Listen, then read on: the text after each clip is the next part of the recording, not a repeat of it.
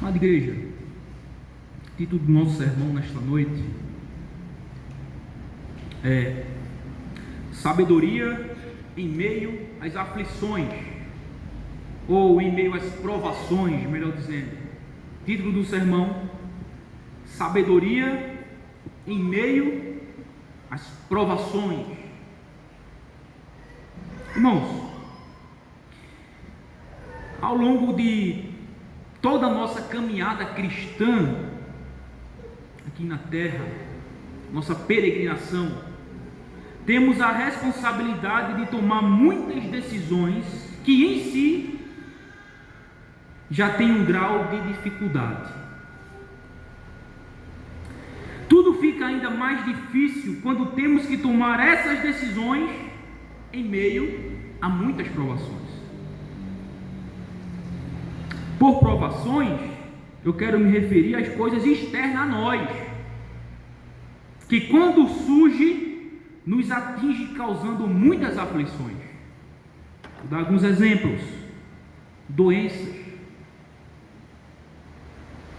morte de alguém próximo, o luto, problemas no casamento, problemas com os filhos, desemprego, problemas financeiros, problemas no trabalho, frustrações relacionais que envolvem até mesmo igreja, e por aí vai. Poderemos dar vários exemplos de um contexto em que nós somos achados e pegos de surpresa em uma grande provação, no meio de um grande turbilhão de problemas.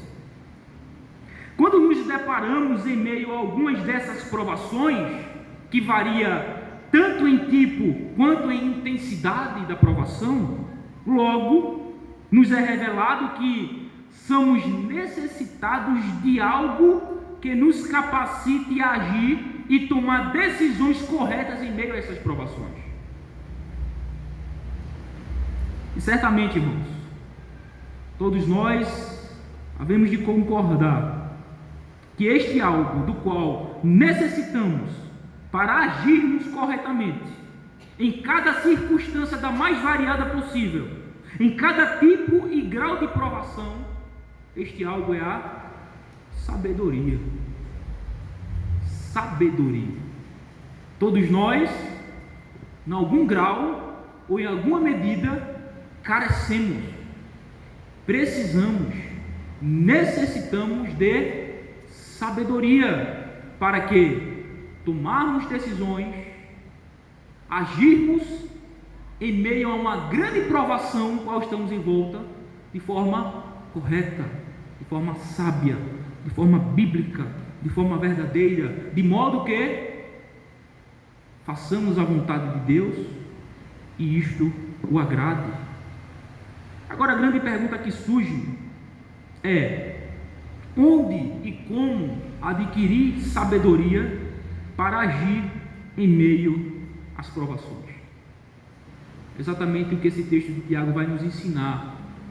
Onde e como adquirir, receber sabedoria necessária para que a gente possa passar em meio às provações de acordo com a vontade de Deus. É o que esse texto vai tratar. O contexto de Tiago, como nós já vimos várias vezes, é um contexto de grande provação que esses irmãos estão passando. O contexto histórico, né? Em Atos 8, capítulo 8, versículo 1, nós vamos ver ali que a partir dali desencadeou uma grande perseguição com a igreja, para com a igreja, depois que Estevão é morto e apedrejado. Paulo está encabeçando essa perseguição e desencadeia naquele momento ali uma grande perseguição para com a igreja, sobretudo, principalmente ali na época, com os judeus que tinham se convertido ao cristianismo. Esses irmãos são dispersos em toda a Palestina, em toda a bacia do Mediterrâneo, e a partir de então passa a passar várias provações, várias dificuldades por conta da fé em Jesus Cristo. Então, o contexto dessa carta de Tiago, que é uma carta universal, direcionada para todas as igrejas, para todos os irmãos da época que estava disperso, fugindo da perseguição. O contexto histórico é exatamente esse: provações, dificuldade, perseguição, sofrimento, E aí Tiago escreve essa carta, Tiago como sendo um pastor em Jerusalém. Tiago foi um pastor de Jerusalém, e como um bom pastor, ele estava preocupado com esses irmãos, do modo como esses irmãos deveriam viver e agir e tomar decisões no meio de várias provações. Então ele escreve essa carta com esse objetivo, a fim de que os irmãos pudessem viver de acordo com a verdadeira religião e andar de acordo e de modo digno do Evangelho de Jesus Cristo. Então, onde e como adquirir sabedoria para agir em meio às provações? Tiago começa ensinando isso a partir do verso 5, irmãos, do nosso texto. Vamos ler verso 5. Então, a primeira coisa que Tiago mostra, ensina, orienta, instrui esses irmãos de onde e como adquirir sabedoria para agir em meio às provações, está aí no versículo 5.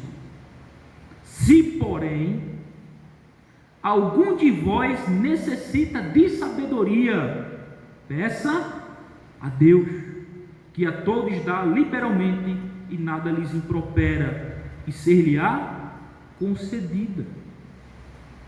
Primeiro ponto do nosso sermão: Deus é a fonte da sabedoria. E é exatamente essa primeira coisa que Tiago vai mostrar, onde nós devemos buscar sabedoria, a fim de encontrá-la e recebê-la. Em quem? Em Deus, que é a fonte da sabedoria.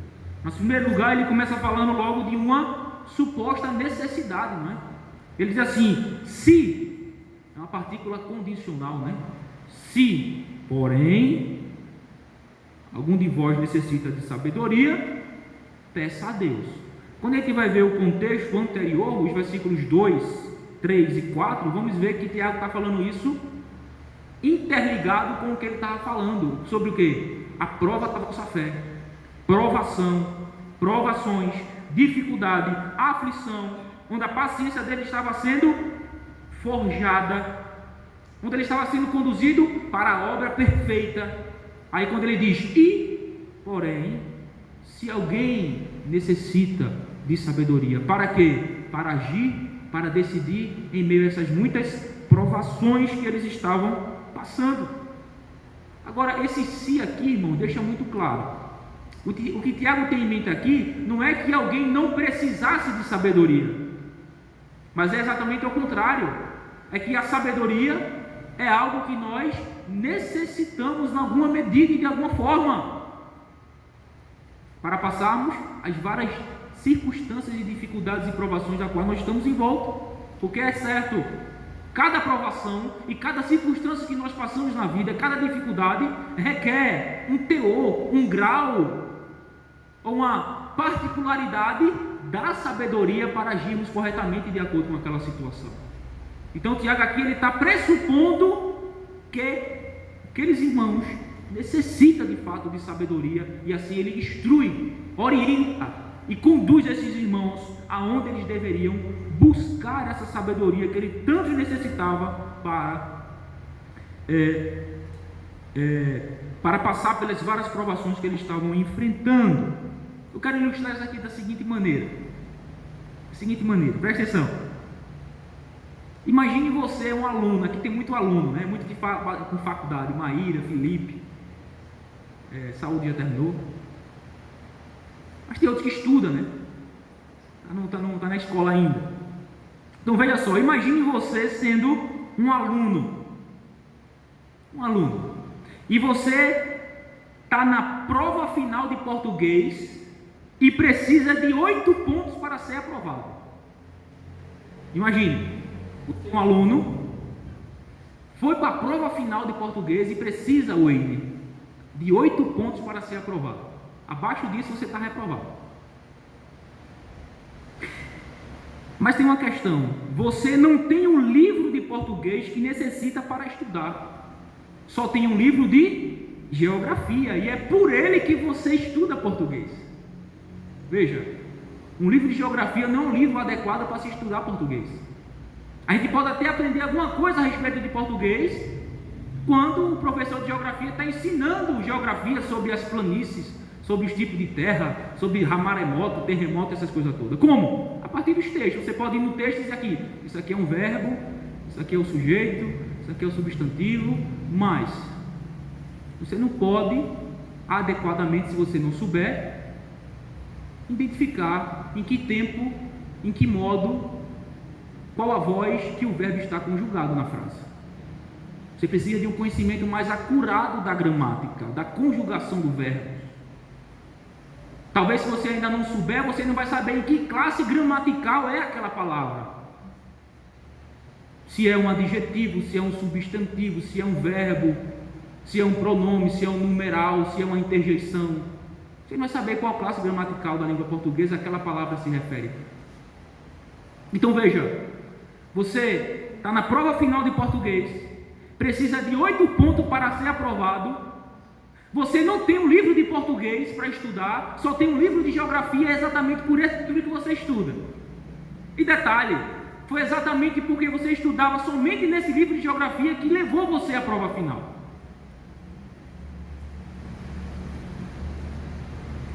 Agora, você também tem um conhecimento que na cidade tem uma biblioteca, que certamente tem um livro de português do qual você precisa e no qual você tem livre acesso.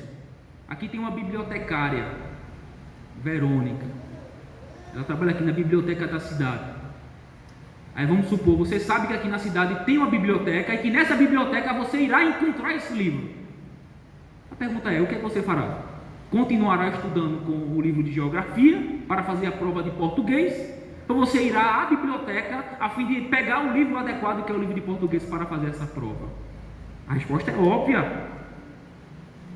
Eu vou na livraria, na biblioteca, onde eu tenho um livre acesso para pegar o livro de português, a fim de estudar e fazer essa prova e passar na prova.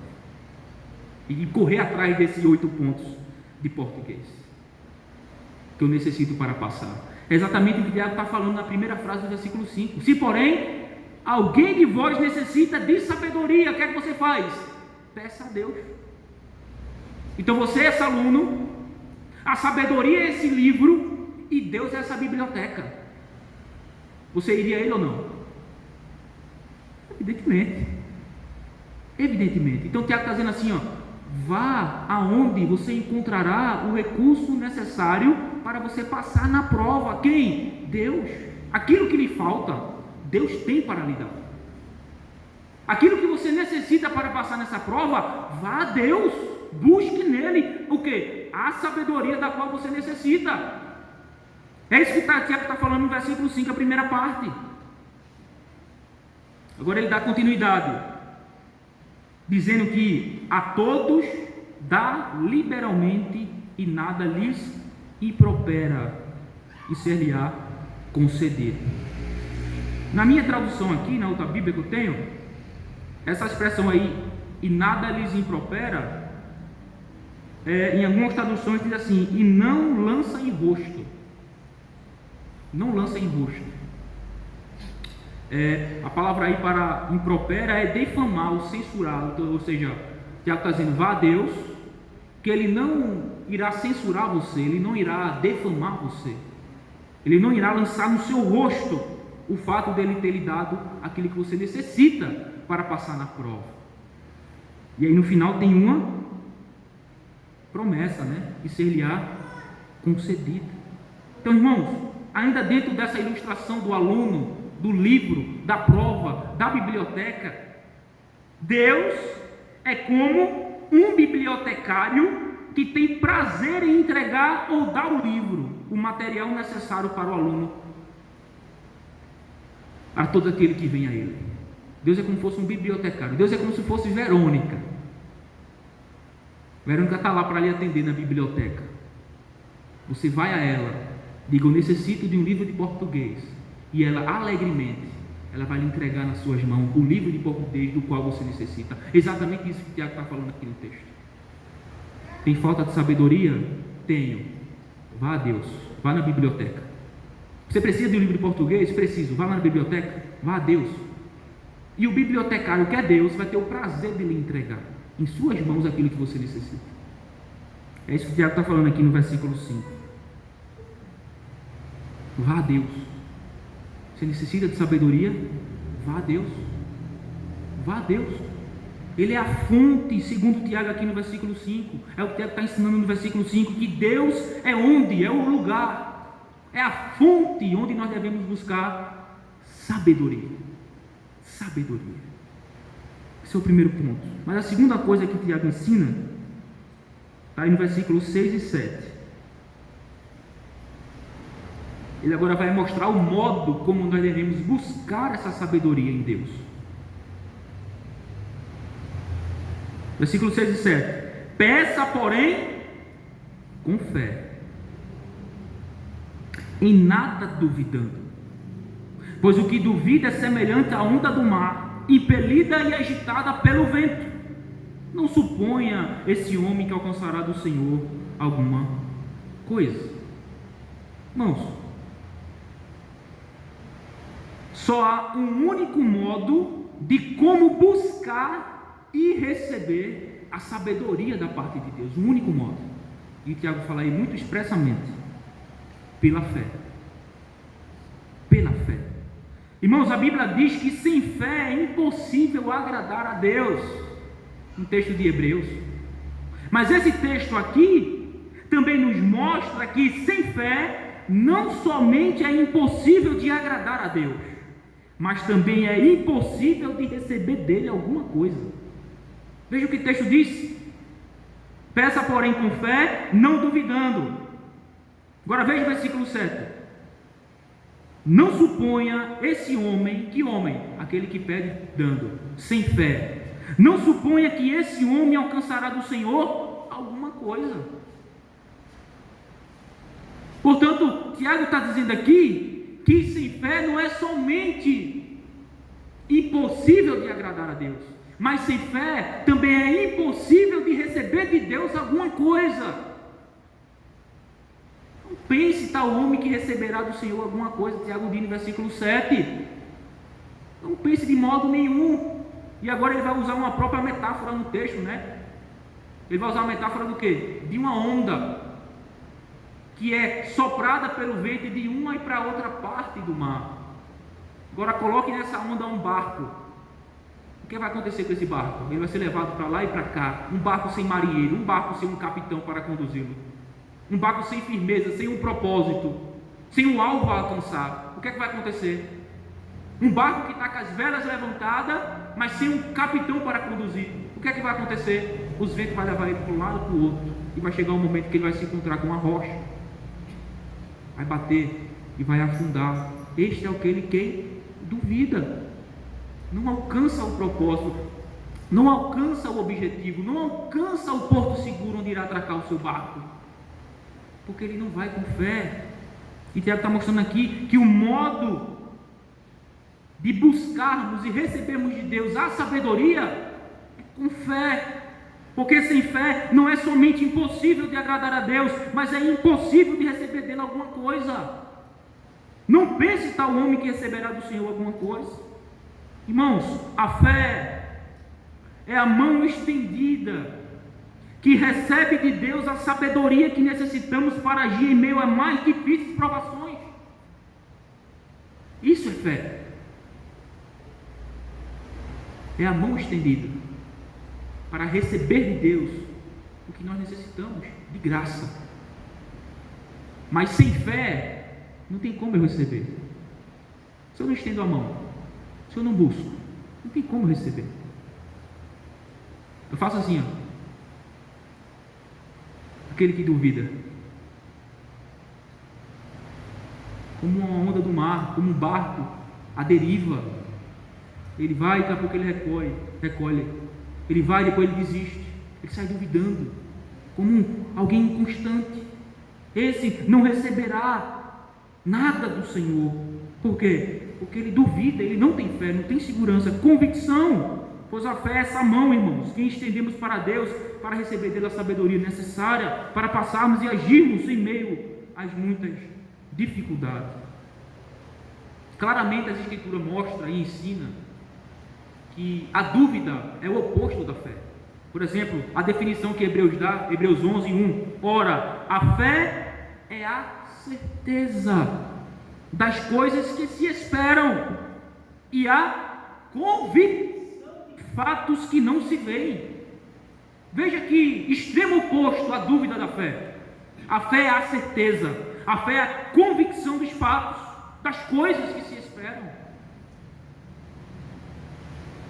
E não somente isso, mas Romanos 14, 23 vai dizer que tudo o que não provém de fé é pecado.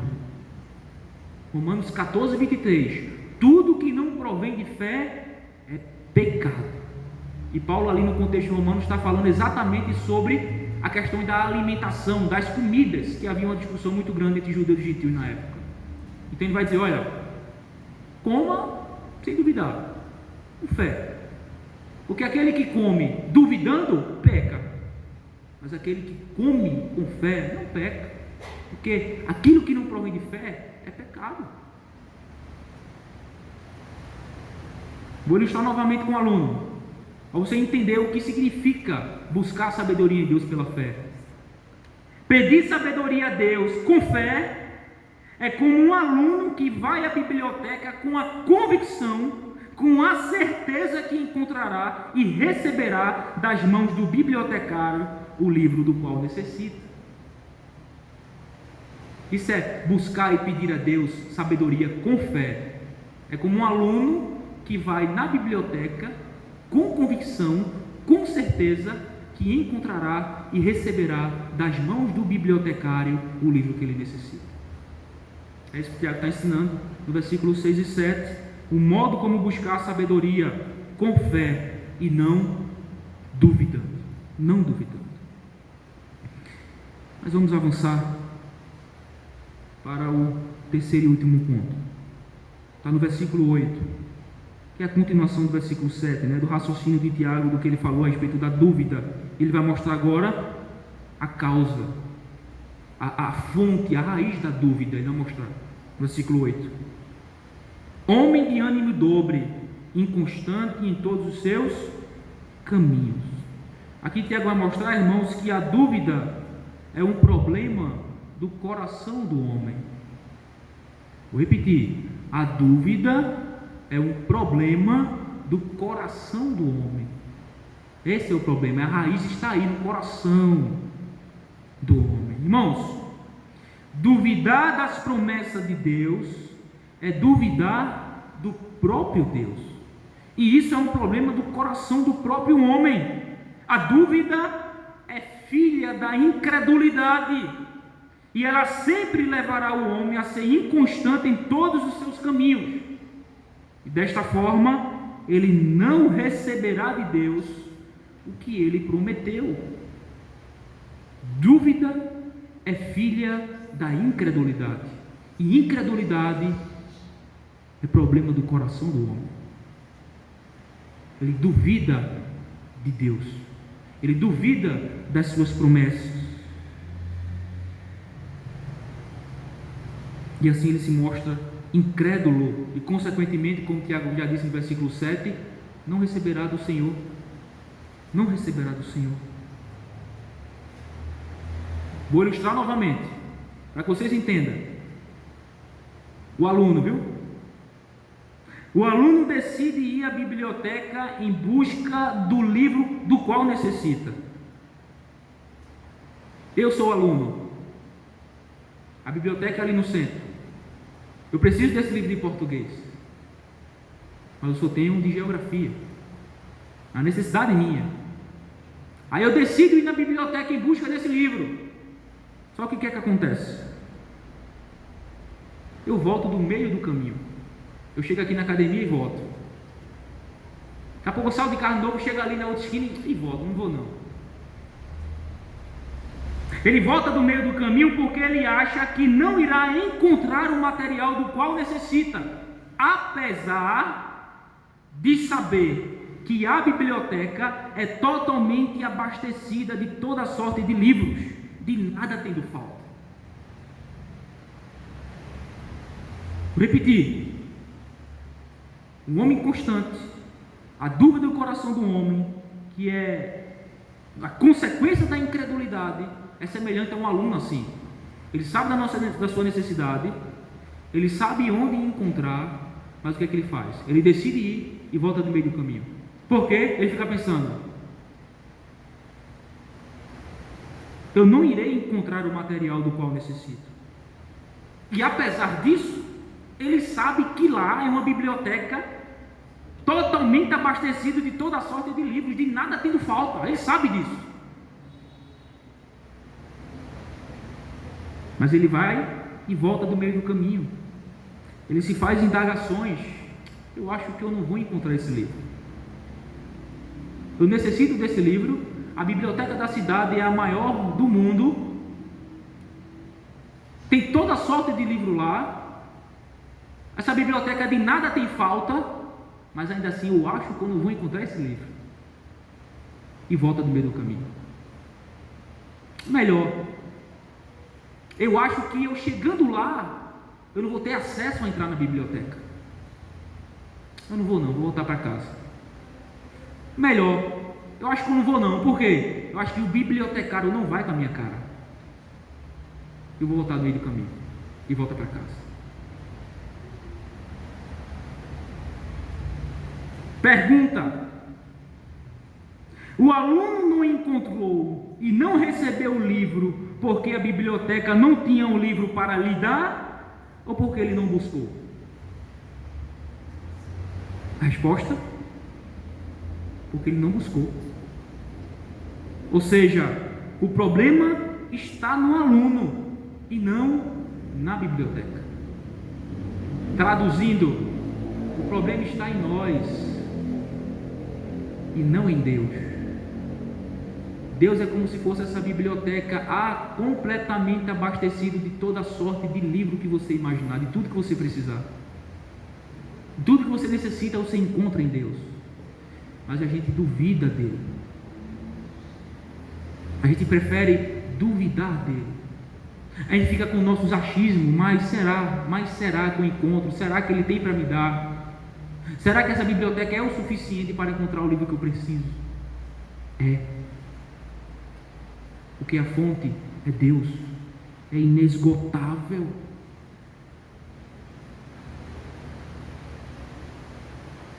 Eu quero concluir apontando para Cristo com uma pergunta: em quem está escondido toda a sabedoria e conhecimento? Colossenses 2:3 responde. Vamos abrir? Colossenses 2:3.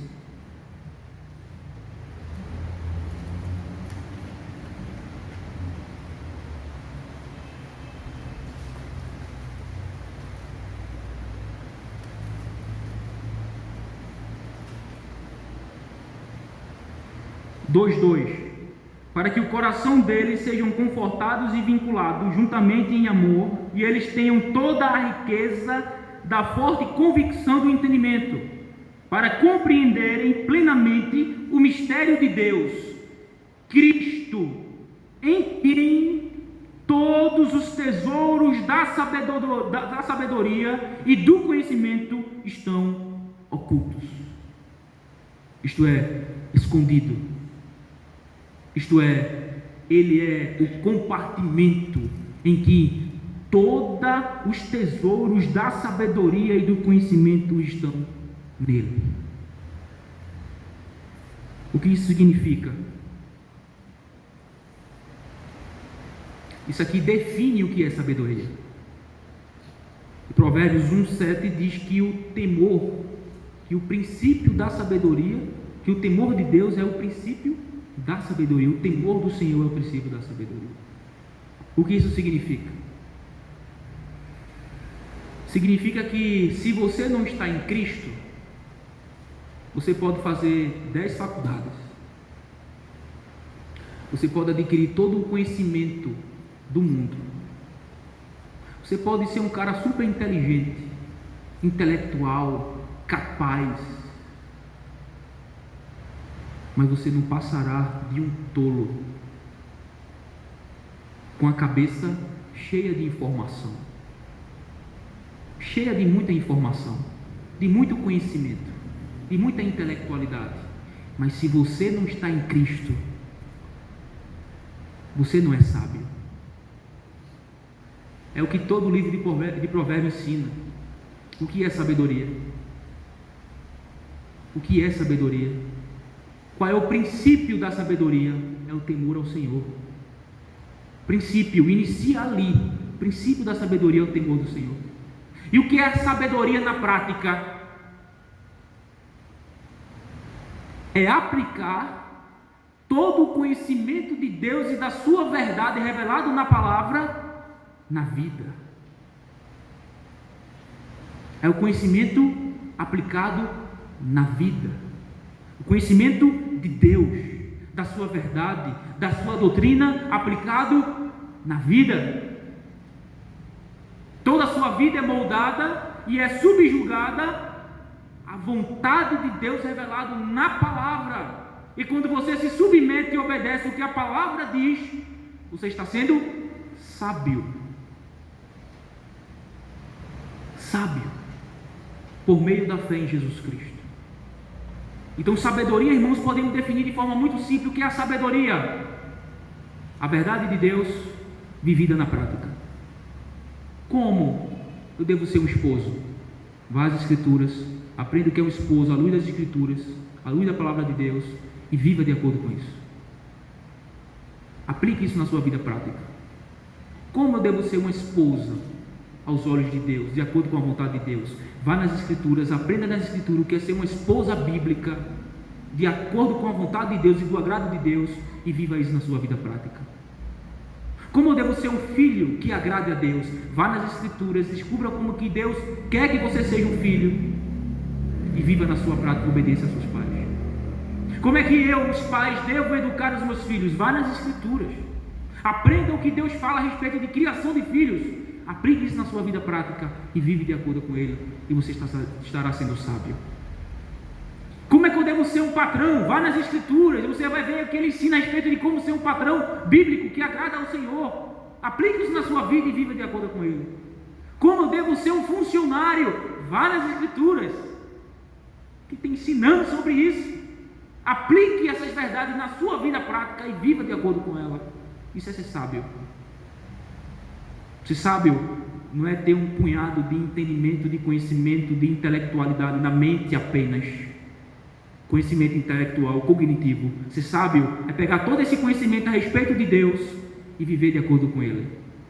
A minha vida prática, cotidiana, no dia a dia.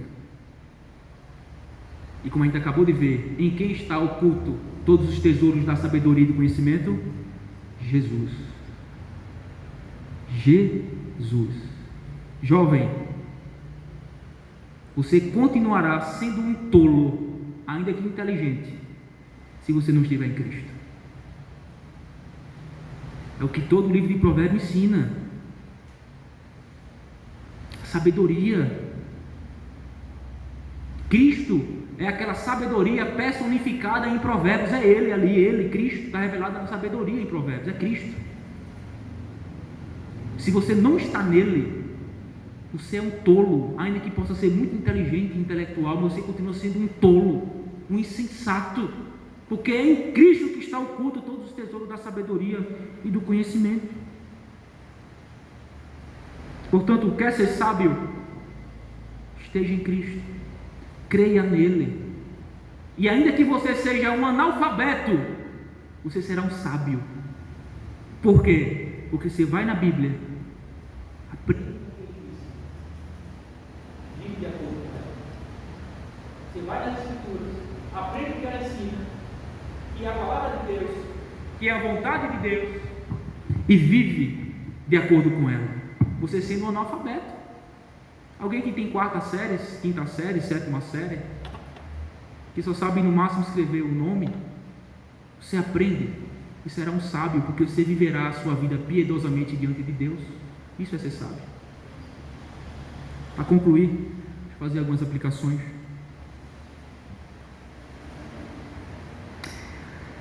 Pare de tentar passar pelas suas provações agindo com seus próprios recursos e confiando em seus muitos achismos. Pare com isso. Seus achismos não são de forma nenhuma eficazes. Antes, você deve buscar com fé sabedoria em Deus, que é a fonte, para que as decisões que você tome seja de acordo e do agrado de Deus, e não como consequência da sua incredulidade, tolice e desespero por conta da sua aprovação. Busque em Deus, irmãos.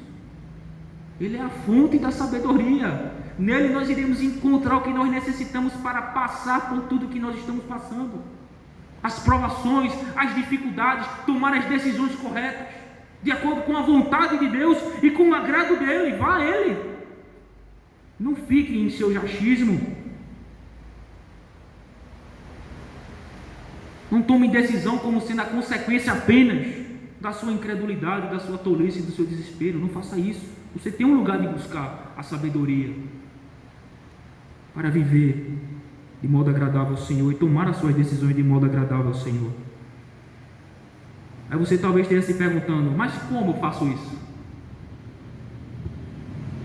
Como eu busco sabedoria em Deus, que é a fonte? Ora, muito óbvio: oração e Bíblia.